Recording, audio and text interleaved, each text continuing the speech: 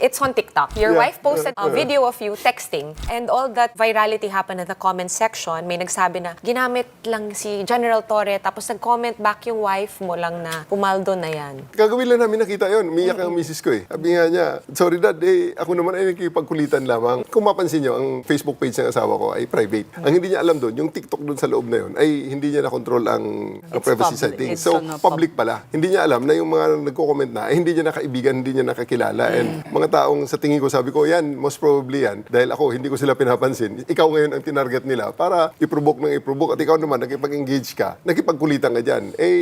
Ang text kasi, walang emotion yan eh. Hindi nakikita ang emotion dyan. Sa pag sinabi mong, paldo naman ako eh. Iba yung dating kung babasahin mo lang. Hihilain ko yan. Hihilain ko yan. Naku, maniwala ka, hihilain ko yan.